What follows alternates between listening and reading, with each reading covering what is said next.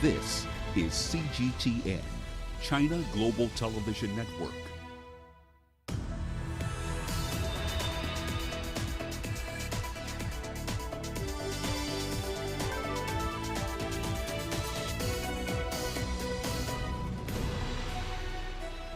This is Global Business. Hello and welcome to the show. I am Peninah Karibe. Let's begin with a look at the markets. The Nigerian oil share closed the day in positive territory today. The market saw two major companies release their half-year financial statements.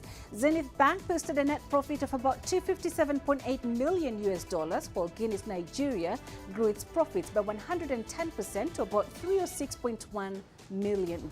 Coming up on the show tonight. Ethiopia risks losing privileged access to U.S. markets over alleged human rights violations.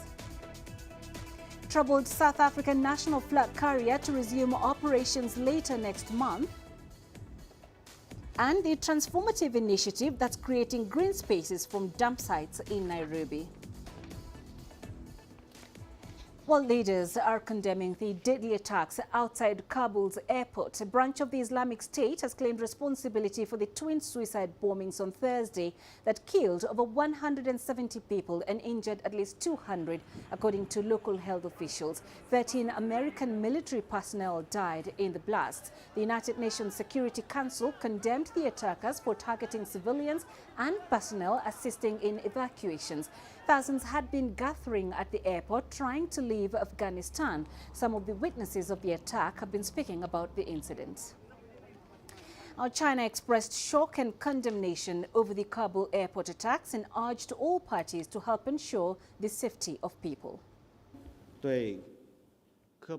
China is shocked to see the heavy casualties caused by the explosion near Kabul airport.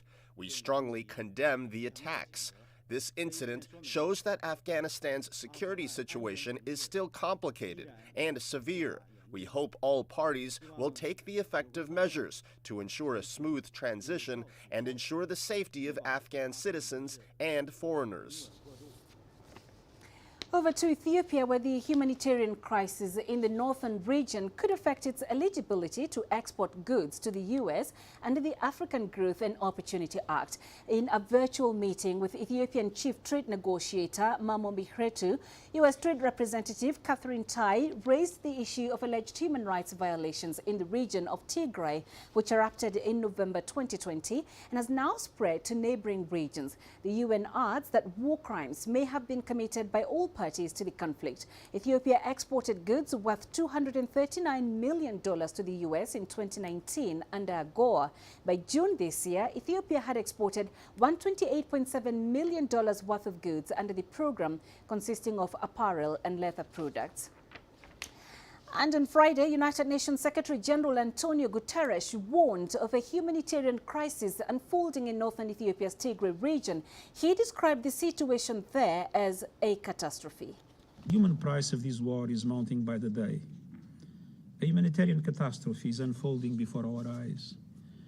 More than 2 million people have been displaced from their homes, and a million more are in immediate need of life-saving humanitarian assistance, including food, water, shelter, and health care.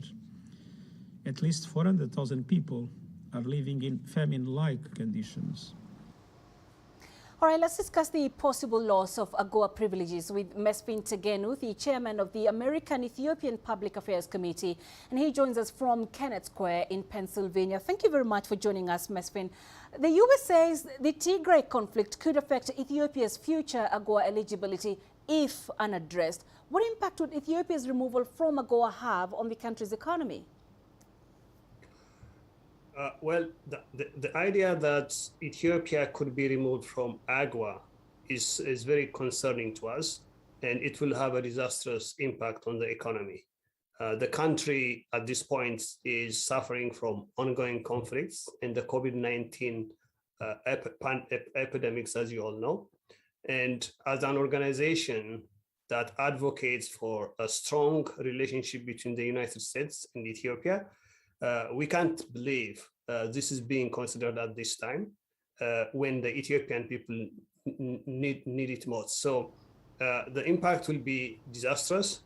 When you look at AGOA is a key part of the U.S.-Ethiopia relationship, strategic importance. So it's a key part, and it has helped support hundreds of businesses and thousands of employees. In 2020, when Ethiopia started to export, it was about $25 million transaction. In 2019, that has gone up to $500 million transaction. So that the impact will be significant. It's more than 2 decades since Ethiopia became part of AGOA. How has the country benefited from this trade deal? The country has, you see, the American Ethiopians Public Affairs Committee, which I'm chair, has its goal to advance American values through organizations such as AGOA, and Ethiopia being one of the highest users and beneficiaries of this program, has significantly benefited in developing its economy, hiring people, strengthening the relationship between its people and those of the people in the United States. So it has been a success story for Ethiopia, and Ethiopia has done everything that's required of her to qualify and be part of this program. One of the requirements to join AGOA is that a country should make progress towards political pluralism. Now, the U.S. is citing violations of internationally recognized human rights in Tigray by the Ethiopian government as a reason for threatening its removal from AGOA. So in this scenario, how best can Ethiopia avoid such an outcome? Ethiopia has undergone radical economic reforms in the past 3 years. It has liberalized its economy, strengthened its democracy. As seen in the recent election, it was a fair, a very democratic election, unheard of and seen in the country's history. And it's also playing a key part in the international community, particularly in the fight against climate change. There is no question in my mind that the country is eligible to benefit from AGOA, and all of the 8 measures that are outlined in AGOA requirements are all met or exceeded by Ethiopia at this point. So we feel, we in the American Ethiopian diaspora feel that Ethiopia absolutely qualifies and meets all of the criteria that's required of her to be part of this program. So Ethiopia's Foreign Affairs Ministry spokesperson Dina Mufti told reporters at an East conference in Addis Ababa on Thursday, and I'm quoting now, "It is possible that we will agree on some issues." So what are some of those issues they're likely to agree on? Although I wouldn't exactly, I can't exactly talk about what the gentleman was referring to, but there are so many things that the Ethiopian government as well as the United States government would agree on. One of it could be the climate change fight, which Ethiopia is a lead at this point, and the other one is liberalization of the economy, which Ethiopia is leading at this point. We believe that the Ethiopian government's actions to free markets and multi-party principles is something that we can agree on. And more importantly, the Ethiopian American Public Affairs Committee members who would like to be bridges between the United States and the African continent, in Ethiopia in particular, and in general to Africa, believe that the AGOA kind of programs, economic development programs, not aids packages, are the future to advance U.S. interests in the African continent. Those are those important factors to make the African continent better off, to increase African development with American technology, innovation, and ingenuity. So we believe there are so many areas that the two countries can partner with, and we believe this is this is one of them. Ms. Pintagenu, thank you very much for joining us. And still in the country, Ethiopia has said the value of its e-commerce market reached over $6 billion in the past financial year. The growth has mainly been spurred by innovations that have managed to easily tap into a ready market for online services. The country's potential is, however, held back by several factors, including a lack of trust in the cashless system by some citizens. CGTN's Coletta Wanjohi reports from Addis Ababa. Marlet Fekade has just received a package that she ordered for online. Shega is very convenient for me. I can get things from online and I can get it delivered here where I am. Marlet used Shega, one of the many platforms that have come up to tap into Ethiopia's e-commerce market. Its manager, Chris Rumenda, has had vast experience from neighboring Kenya, which has one of the largest e-commerce industries in Africa. If an investor is patient, Ethiopia is even more ripe than Kenya in terms of everything. Because looking at, their vendors are quite organized. Locations, infrastructure, and everything is very organized. Regulation and everything is very clear, even if it's not there. But when it's there, it's very clear. So this is something that will make it easy for everyone. In just a year, the platform, which targets mostly small enterprises, has registered over 7,000 sellers with over 10,000 products. There is e-commerce in Ethiopia at a growth scale, but it's kind of informal. So a lot of Ethiopians are buying things on Telegram. So for us, what we are doing is just shifting them from Telegram into a formalized e-commerce system. And if you use that type of people, they actually adopt it easier because it's easier to trust a platform that is known than buying directly from an individual. The government of Ethiopia is looking to these digital platforms to create jobs. Ethiopia's Job Commission says over 2 million people enter the job market annually. No government agency is supposed to create jobs, right? It's supposed to create opportunities, right? And create the level playing field, etc., etc. But technology, number one, gives you that inflection point, right? And it gives you that accelerating factor. Consistent internet supply remains a challenge, and the lack of it in rural areas makes these e-platforms only available in urban areas. But with the opening up of the country's telecom sector, there is hope. A consortium led by Kenya's telecom giant Safaricom is already setting operations here, and a separate sale of about 40% of Ethiopia's telecom company, Ethio Telecom, is underway. A digitization proclamation passed by the parliament recently targets to open up support to ensure innovations prosper to sustainable businesses. And Shega is looking at tapping into this opportunity to expand to have specific e-services targeting women entrepreneurs and farmers. Coletta Wanjohi, CGTN, Addis Ababa, Ethiopia. Grounded national airline South African Airways has confirmed that it will be back in the skies, servicing the Johannesburg-Cape Town route and 5 continental African destinations from September 23rd. Angela Kupla has the story. SAA has been grounded since March last year, when the country went into a COVID-19 hard lockdown. The announcement comes ahead of the completion of a due diligence of the airline by a prospective buyer, the Tekatsu Consortium.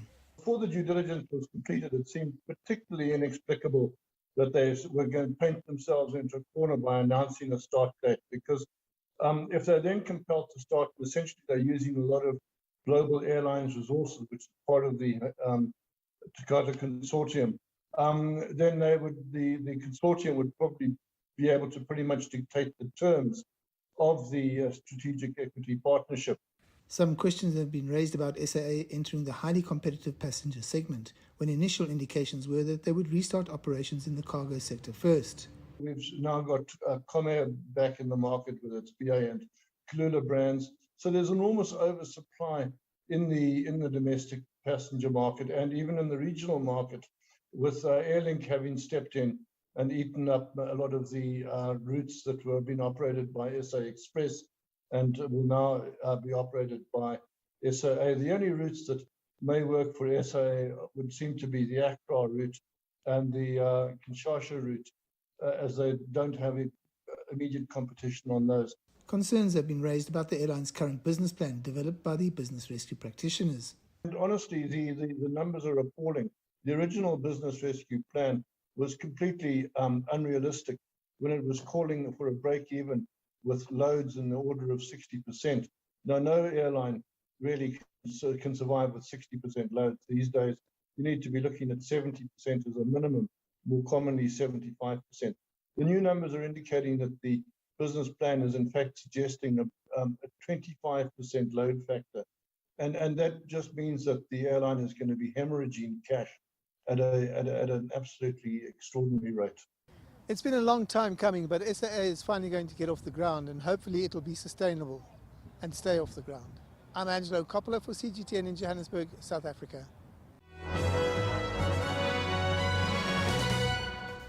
In other corporate headlines, Massmart is disposing of all its general merchandise game stores in West and East Africa to stem losses. Chief Executive Mitch Sleep says the Walmart majority-owned retailer reported a narrower half-year loss. Sleep said the move will result in an annual profit before interest and tax improvement of $50.24 million. Game sales from the rest of the Africa stores fell by 18.6% in Rand. Botswana's only privately owned coal miner, Minergy Limited, has revived plans to list its shares on the London Stock Exchange. The aim is to reduce debt and increase output amid a global commodities boom. In 2018, Minergy shelved plans for an initial public offering on London's junior AIM stock market as coal prices crashed in the Southern African market, while uncertainty surrounding Brexit also weighed. A vulnerability in Microsoft's cloud database system left data of thousands of clients exposed to potential cyber attacks for about 2 years. According to the Israeli cybersecurity firm Wiz.io that discovered the bag, more than 3,300 of the software giant's customers were exposed to a flaw in its Azure Cosmos DB database product. Wiz.io's team of researchers discovered the vulnerability on August 9th. And Toyota has suspended all self-driving e-pilot transportation pods at the Tokyo Paralympic Games village. This comes after one of the vehicles collided with and injured a visually impaired pedestrian. Toyota Chief Executive Akio Toyoda apologized for the incident and said the accident showed the difficulty for the self-driving vehicle to operate in the special circumstances during the Paralympics. And that's a look at your corporate news.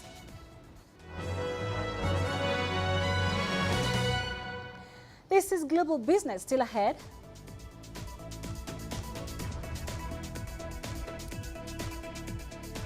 The task ahead for just appointed Minister of Finance in Zambia.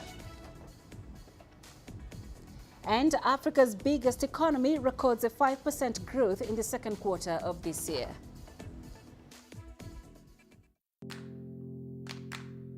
Every story starts out like this.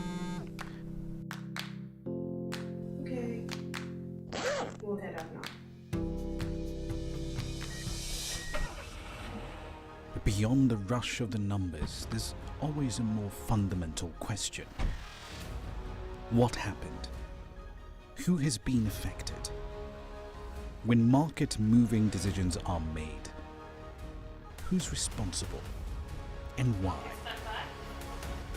Let's get some reaction on ground. Joining us in Johannesburg is Central Nairobi. Hello, Nairobi. This is how all stories begin. See how they end. Only on Global Business.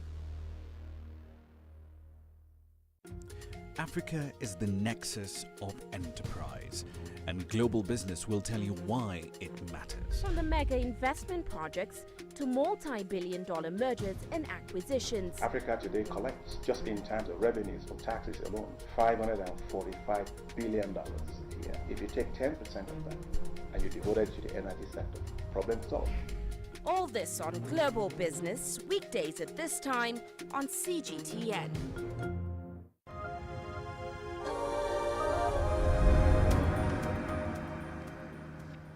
Tunisia's inflation rate rose to 6.4% in July from 5.7% last month and 5% in the 2 months before. The country's statistics agency attributes the increase to a jump in food prices, which rose 8% during the month. CGTN's Adnet Shawashi has more from Tunis. Tunisia has recorded a jump in inflation over the last few months as prices of food products continue to rise. In a bid to rein in on the surge, the country's president Kais Saied has urged the trade minister and officials in the trade department to put an end to monopoly and speculation and attempt to control the prices of goods and commodities. in the North African state. I urge you to be firm in enforcing the law, especially with the criminals who want to starve the population and make people's lives harder. The prices of the food products should be halved, but they're skyrocketing.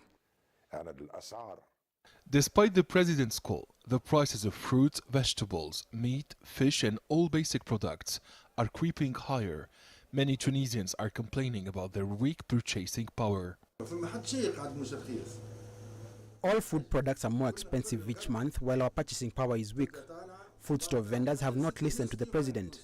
Fruits and vegetables used to be cheap in summer. Now we are paying more and getting less in terms of quantity and quality. The middle class and the poor as well as retired people are impoverished citizens who cannot fill the food basket. One can no longer make ends meet. This is unacceptable because the state is absent. The Tunisian Consumers Organization revealed that grocery bills are also soaring in the North African country. Consumer protection groups assert that the cost of food have risen at their fastest pace in 5 years due to the monopoly of some private hypermarkets over the food distribution channels. The prices of products are 60% higher than their real value because hypermarkets and wholesalers control the production and distribution. That's how they control prices. The solution is in the social and solidarity economy. The state needs to create more consumer producer markets where the prices and the profit margins are determined and affordable for the population. President Said described the food distribution channels in Tunisia as starving channels and has blamed corruption lobbies for the rising inflation curve. Experts say the Trade Department needs to hire more than 2,000 additional economic control agents to help authorities contain the surge. According to the National Institute of Statistics, the prices for most goods and services not only rose but accelerated, making the cost of living more expensive in Tunisia. Economists assert that this phenomenon is shrinking the purchasing power of Tunisians as well as their savings. Adnan Shawishi, CGTN, Tunis. Zambia's newly appointed finance minister has pledged to conclude talks with the IMF on a lending program by October. Situmbeko Musokotwane, who was appointed this Friday, is seeking to pull the Southern African country out of its protracted debt crisis. Musokotwane, a former deputy central bank governor who has also held positions with the International Monetary Fund and the World Bank, will face fraught negotiations with multiple creditors on the country's $12 billion external debt. Dr. Lubinda Habazuka is the president of the Economics Association of Zambia. He joins us from Zambia's capital, Lusaka, via Skype for further discussion on this. Dr. Habazuka, thank you very much for joining us. So the new finance minister is taking over an economy that is weighed down by unsustainable debt, an overwhelmed national budget, and of course we've got the ongoing IMF talks. That is quite an entry. Where does he start in stabilizing the economy?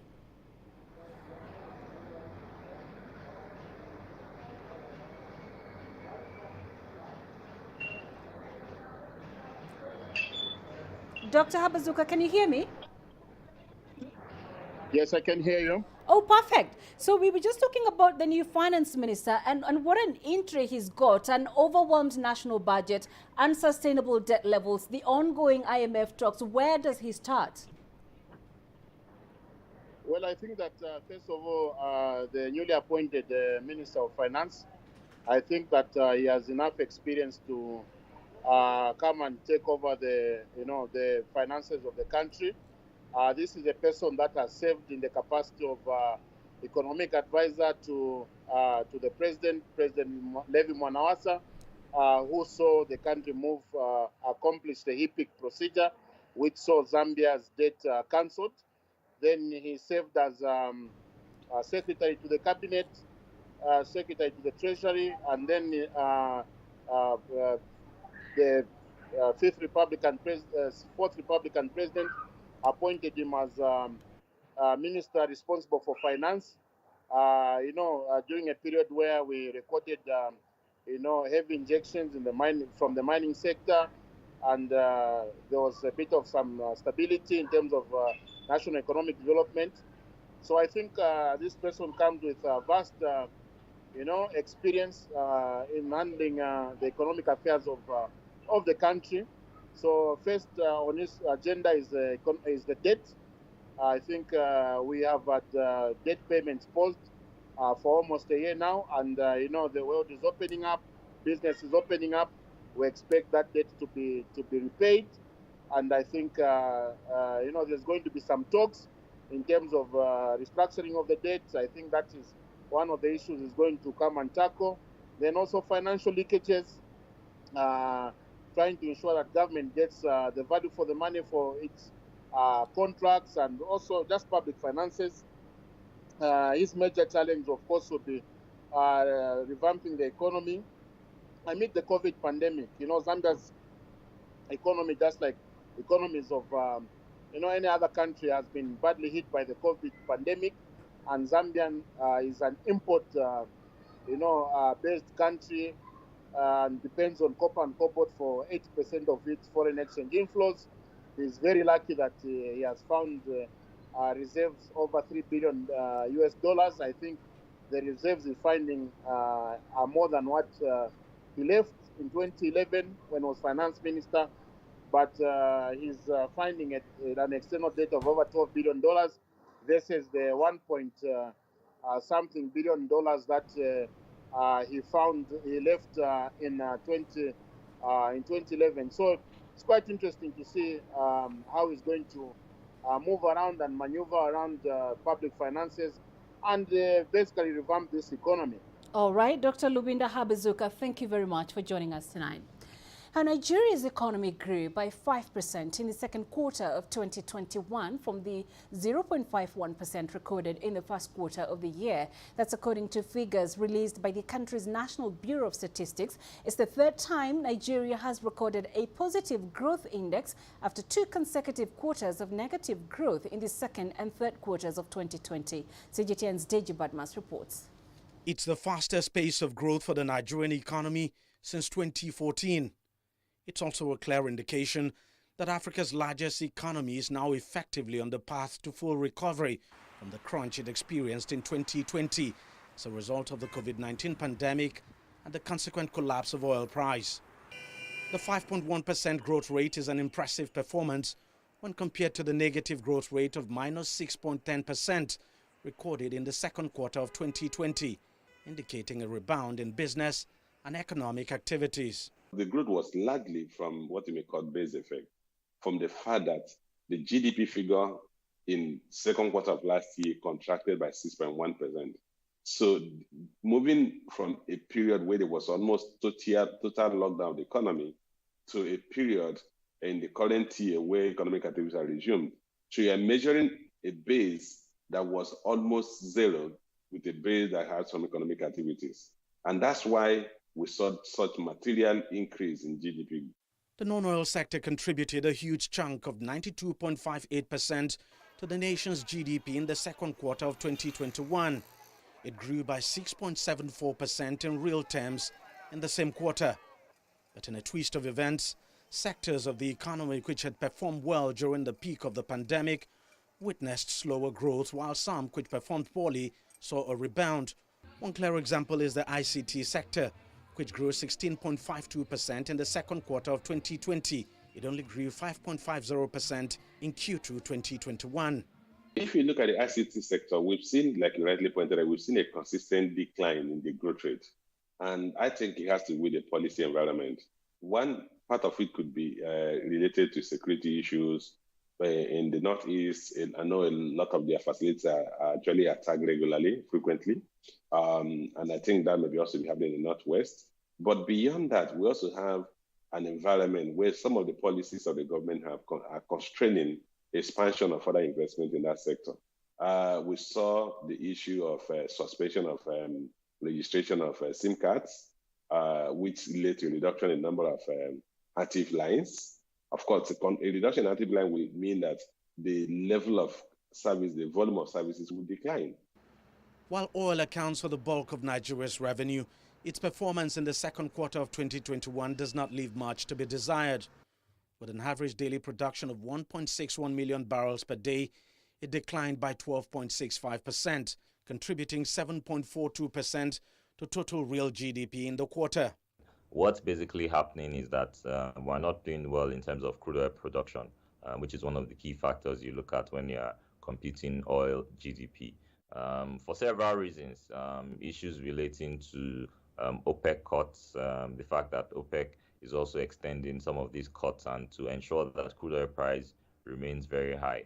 So what that means is some countries are not really gaining from the higher prices of crude oil, especially countries like Nigeria, because to get that high price, you need to reduce output, to be able to ensure that the market is not flooded with too much of crude oil. I mean, because it's a demand and supply driven market. So that in itself means that the oil sector will continue to face, significant pressure as some of these continue to play out. The steady rise in the GDP is a sign that the Nigerian economy is indeed turning the corner. The government expects the economy to grow by 2.5% this year, and it appears things are moving along that trajectory. Deji Badmos, CGTN, Lagos, Nigeria. You're watching Global Business. We're taking a short break. Straight ahead.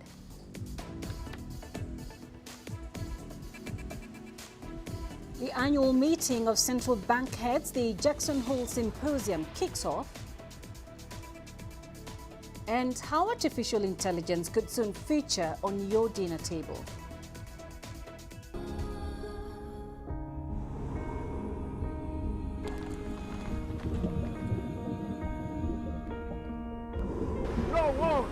No one again, he can hold in guns. Machine guns from police forces toward the protesters.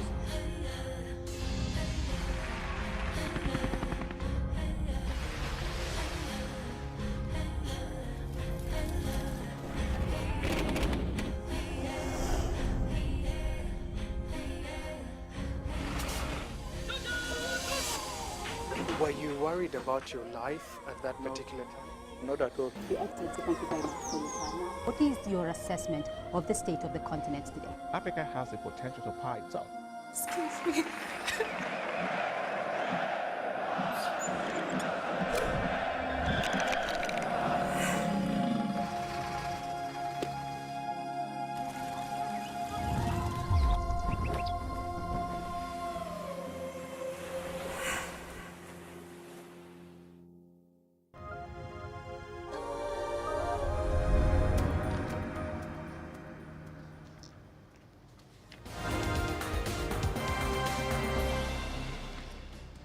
Recapping other headlines at this hour, UN peacekeepers in South Sudan have embarked on patrols to assess the security and humanitarian situation in Tambura.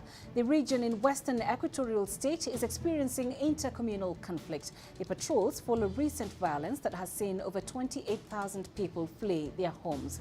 Former Chadian President Hissène Habré has been buried in a private ceremony in Dakar, Senegal. He was interred after a brief funeral service held in the car park of a half-built mosque.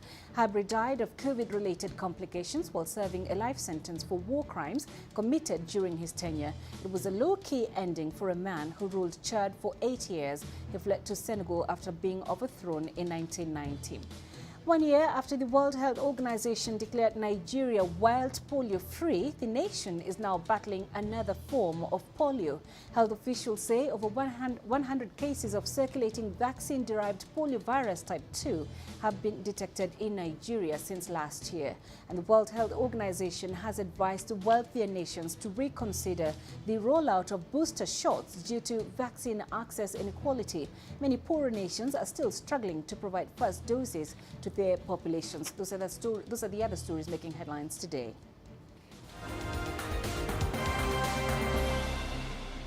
The U.S. economy is making progress towards the Federal Reserve's benchmarks by reducing its pandemic-era emergency programs. Speaking at the Jackson Hole Economic Conference, Federal Reserve Chairman Jerome Powell said that the U.S. Central Bank will remain patient as it tries to nurse the economy back to full employment.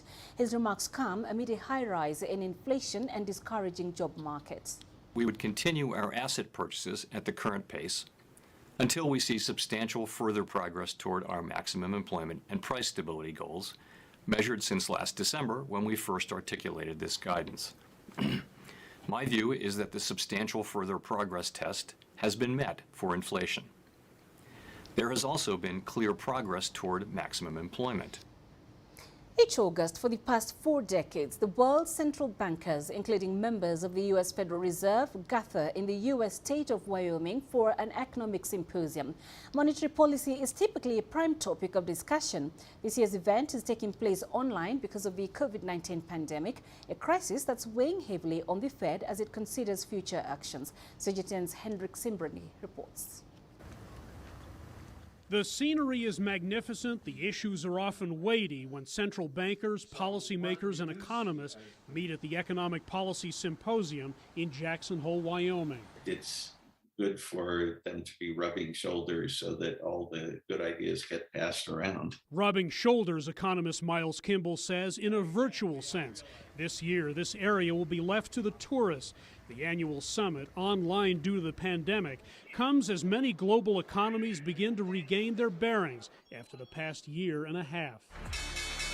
Judging by Wall Street and this year's stock market performance, as well as increased hiring and wages, the U.S. economy appears to be on the march. Jobs are up and monthly price increases have come down.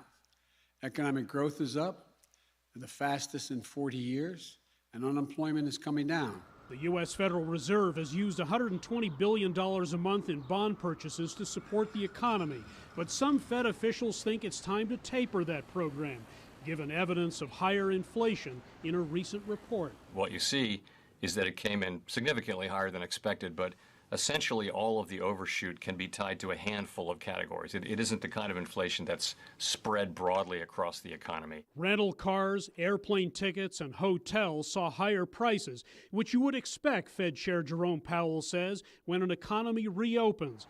But millions of U.S. jobs remain unfilled, and the Delta variant of COVID-19 is the wild card.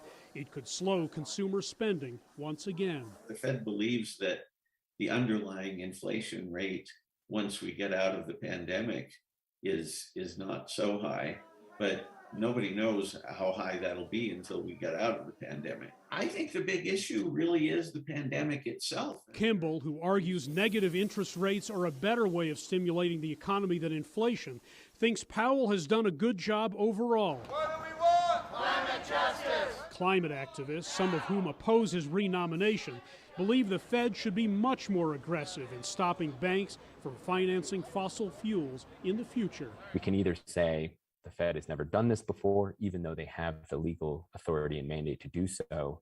So let's just let the planet burn, or we can have the kind of leadership and policy decision-making that matches the science. There's no indication that climate will be on the agenda at this symposium, but how and when to slow the economy almost certainly will be. Last year, Chairman Powell counseled patience, saying it was no time to raise interest rates. We'll find out if he feels any differently now during his annual conference speech on Friday. Hendrik Simbrani, CGTN, Denver. Bilateral trade between Afghanistan and India has come to a virtual halt after the Taliban took power in Afghanistan. While most of Afghanistan remains closed to the outside world, the absence of Afghan goods is bound to have an impact in the Indian market. Bilateral trade between the two nations is estimated at about $1.5 billion. The Taliban has stopped the movement of cargo via Pakistan to India, and all imports have stopped. Both the traders and the consumers are bearing the brunt of it. Mujahid Safi, one of the largest exporter of dry fruit from Afghanistan, is a worried man these days. He will lose millions of dollars this season as the trade route to India is closed. It is the peak trading season. The products are all packed and ready to be exported, but the turmoil in Afghanistan is already affecting exporters like Safi. India imported 85% of dry fruits from Afghanistan in the last year. The Indian market is already seeing a twofold jump in the prices. During the festival of Diwali, the customers will not get good quality dry fruits as most of the stock we have is over. Leftover stock is not a good quality. They will have to pay 50 times more for what is available. We are not expecting new stocks as the banking facility is also not available. The Indian exporters are also impacted. In last fiscal year, India's export to Afghanistan was worth $825 million. But in the present scenario, there are a number of concerns among the exporters. Our only concern has been how the trade will move forward, and we are advising exporters also to look forward in certain way. You all know that at this point of time, the currency of Afghanistan has depreciated sharply. In fact, in last 1 week, Afghani currency has moved from $80 to $1 to 86 to $1, a sharp depreciation of around 7%. With the festive season around the corner, the business community wants the government to intervene, or else the bilateral trade will end and the customer will have to pay more. Ravinder Baba, CGTN, Delhi. Despite uncertainties, bilateral trade between Pakistan and the landlocked Afghanistan has been continuing smoothly. The Afghanistan-Pakistan Transit Trade Agreement, first signed in 2010, was extended this year in July for 6 months by Afghanistan's former President Ashraf Ghani. Though Ghani has fled the country, the Taliban has allowed transit trade to flow across the Pakistan-Afghanistan border crossings. Our correspondent Daniel Khan has this report from Torkham border, the hub of Pakistan-Afghanistan trade. Pakistan is Afghanistan's largest trading partner. 48% of Afghanistan's total exports went to and 14% of imports came from Pakistan. Movement on both sides of Torkham has increased massively as cargo trucks continue to cross the border, contrary to fears of a reduction in Pak-Afghan trade due to the changing situation in Afghanistan. As a result, trade activities at border crossings have picked up momentum. Some even go as far as calling the Taliban takeover a blessing in disguise. I have seen a significant rise in the transit trade as well as import and export. In the times of the previous government, there were only 30 to 35 trucks going in and out of the country. But ever since the Taliban came, the number of trucks carrying goods has gone up to 300 to 400 daily. It is a very big number, and traders are very satisfied. Experts say the control of the Taliban has reduced security risks for Pakistan, and once the present transition period is over and stability returns to Afghanistan, Pakistan will be able to significantly increase exports. What I have seen during the last few weeks is that trade between Pakistan and Afghanistan has become very easy and convenient since the Taliban took control of the border facility. Previously, the traders and even the drivers had to go through a lot of hardships on the other side. But with the grace of God, now everything is smooth. The establishment of a pro-Pakistan government in Kabul can make Pakistan, especially Balochistan, safer, which will help complete China-Pakistan Economic Corridor projects, further attracting investment in oil and gas exploration along the Pak-Afghan border. Many believe that greater involvement of China, Russia and Pakistan in Afghanistan can play a positive role for the country's stability and development. Daniel Khan, CGTN, Torkham, Pak-Afghan border. Digital transformation is becoming crucial for companies wanting to improve their business, and the COVID-19 pandemic has actually sped up that transformation by creating new opportunities and industrial patterns. We're getting used to the idea of artificial intelligence in factories and in finance, but what about in your lunch? Ying Junye has more. Steamed, fried or baked, all the food in this Changning District canteen is prepared by an AI cooking system. Hungry diners only need to put an empty bowl or plate in the right spot to place their order. The cashiers are also AI-based. Customers pay for their lunch by putting it under a camera, which does the scan and shows the price. Everyone seems to like the service and the meals. Children like seeing the yellow robot cooking noodles. I brought my father here too, and he also enjoyed the noodles because they are well cooked. The food here is clean and high quality. I choose whatever I like and it tastes good. The AI system also keeps track of what dishes are ordered and tells the robots to get ready in advance for the most popular ones. It's enabled the canteen to cut its staff by more than 50%, and the designer says there are plans for a good many more installations like this one. We are going to be working with schools, hospitals, and factories.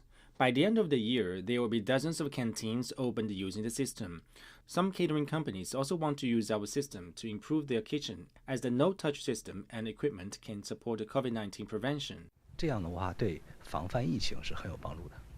Of course, it's not just a heightened desire for contactless interaction that increases the demand for AI technology. Many companies have started using AI now because it frees up time for workers trapped in repetitive tasks ripe for automation.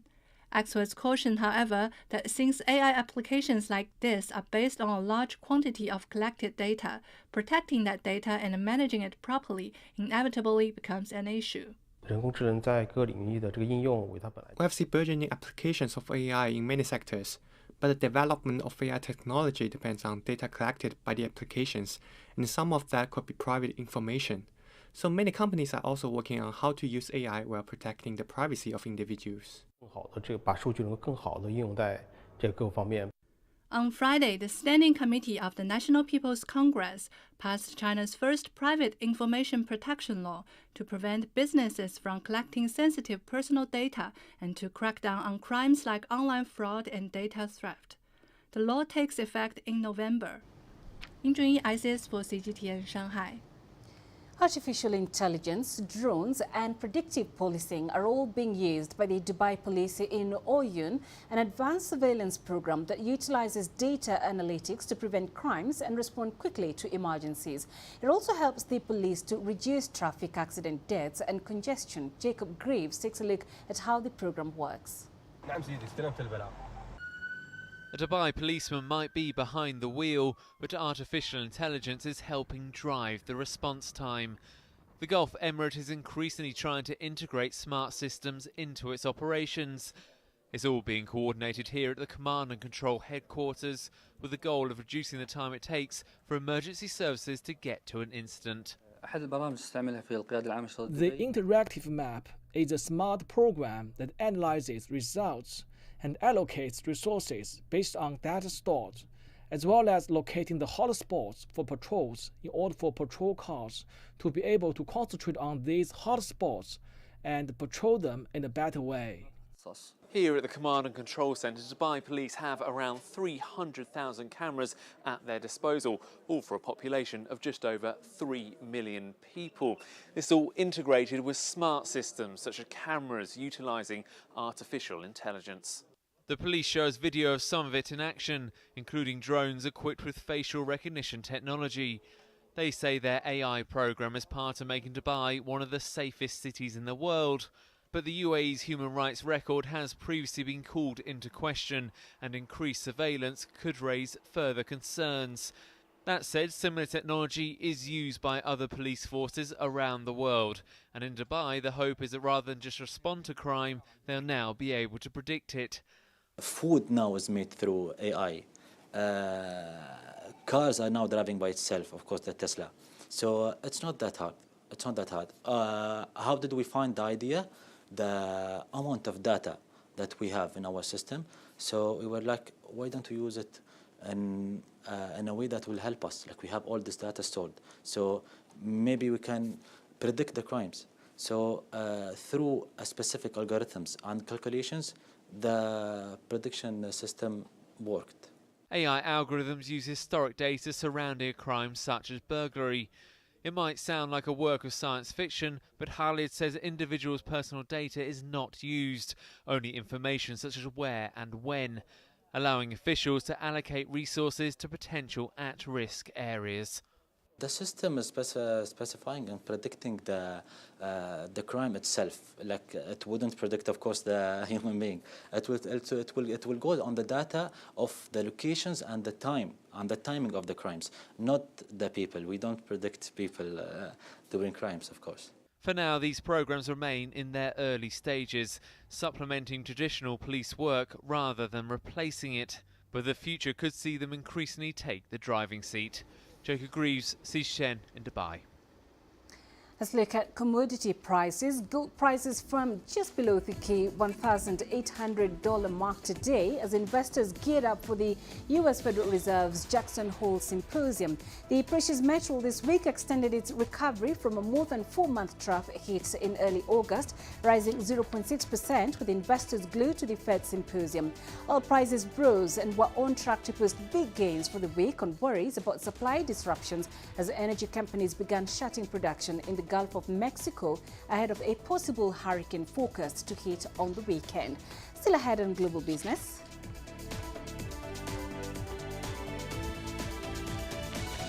From dump sites to green spaces, how an initiative in Nairobi is reclaiming a low-income settlement.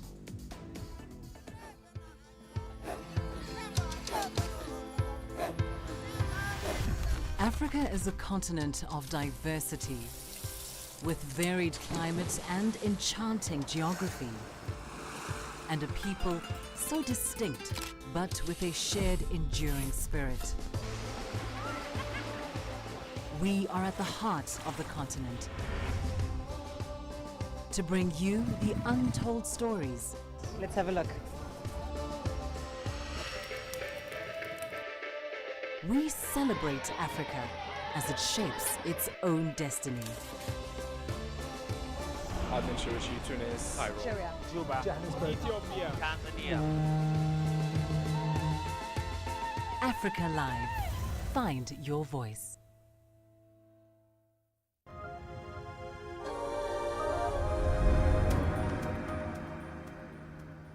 Nigeria is leveraging on agriculture to diversify its oil-dependent economy. More farmers in the country are tapping into digital technologies that are fast gaining traction. CGTN's Kelechi Emekalam looks at how much digitization is enhancing agricultural output for smallholder farmers. Plant scientist Yushau El-Sunayis has a growing passion for plants development, so the 28-year-old developed and launched a digital agricultural inventory called Katisbo that's helping rural smallholder farmers make smart farming decisions. The technology helps track market value patterns of cash crops and predicts profitability using data analysis. It helped the farmers to understand how much they input, like how much they spent in their during the farming season, like how much they spent in the farm, and then after the harvest, and they take out their product to market, like how much they made. With the power of the Katibo app, they know exactly when the price is going to go up and when the price is likely going to go down, and with that they take their product at the right time to the market. Already, more than 1,500 large, medium and small-scale farmers in northern Nigeria have subscribed to the app, which costs between $10 to $30 yearly. It will help them to understand which of this crop will go faster and which of this crop will give them more, more profit, which of the crop have less management, like have less expenses. So the system helps them in terms of that type of decision making. So by the next planting season, they understand this is the crop that I'm supposed to put more concentration. Like in other fields, digitization is helping to improve agriculture, from smart farms to satellite imagery and more mobile apps used to enhance productivity. As Nigeria moves towards building an agrarian nation, industry players see digitization as a tool to bolster market access, mitigate post-harvest losses, and increase revenue. Looking at food security and generating more revenue through agriculture, digital agriculture is the way to go. It's going to ramp it up, and it's going to make it, if we're deliberate, it can ramp it up to 50% within a 5-year target, 50% contribution to our GDP.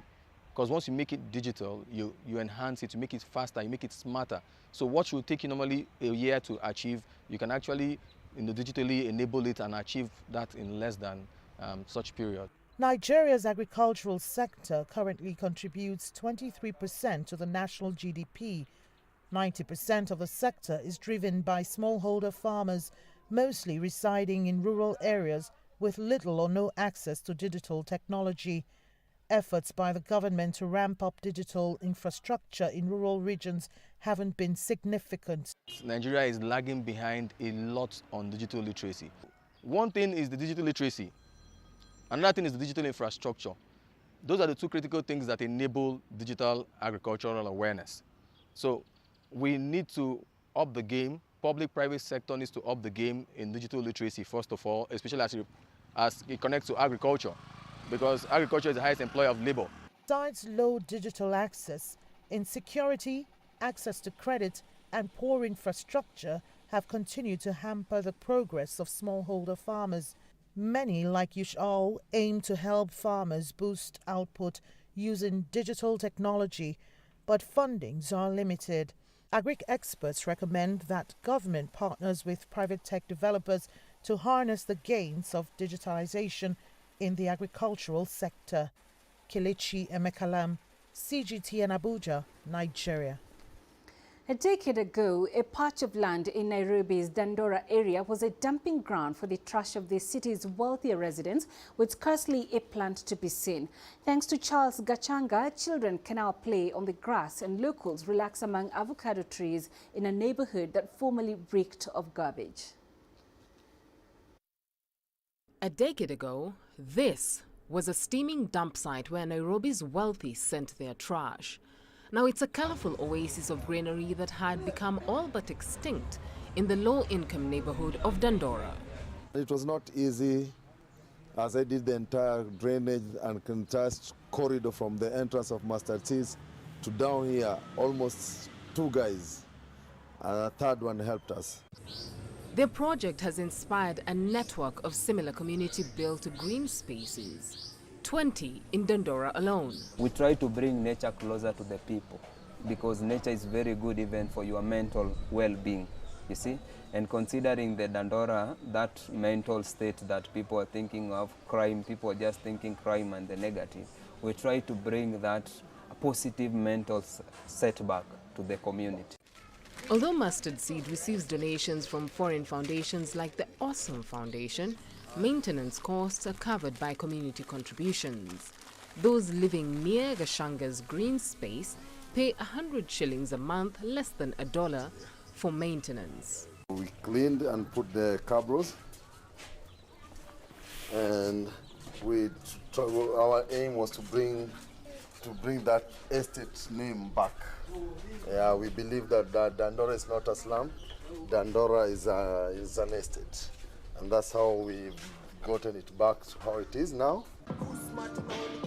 This new green project presents a great haven of inspiration for creatives. They pay less than $50 to use the space commercially. It makes us feel, alive. It makes us feel good. Sometimes we even are able to hear birds that we don't usually hear. So it makes us also want to do more of this, plant more trees maybe, and just bring the forest to the hood.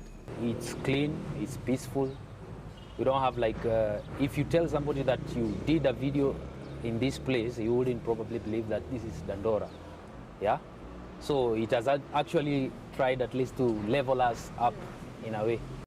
The mission reaches deeper than the terrestrial transformation. Otieno gave up a life of crime after his friends were killed by a justice-seeking mob. He hopes his path working in the gardens will help inspire other young people. Beryl Oro, CGTN. And looking at the currencies, the Kenya shilling ended the week marginally stronger to the dollar. The shilling has weakened to a new 5-month low against the US dollar, pressured by a faster growth in imports, which has spurred a higher demand for the greenback than cash inflows from exports and Kenyans abroad. And with that, we come to the end of Global Business tonight. We welcome your feedback. Send it to the contacts on the screen and follow us on our digital media platforms. I'm Peninah Karibe. Thank you for watching.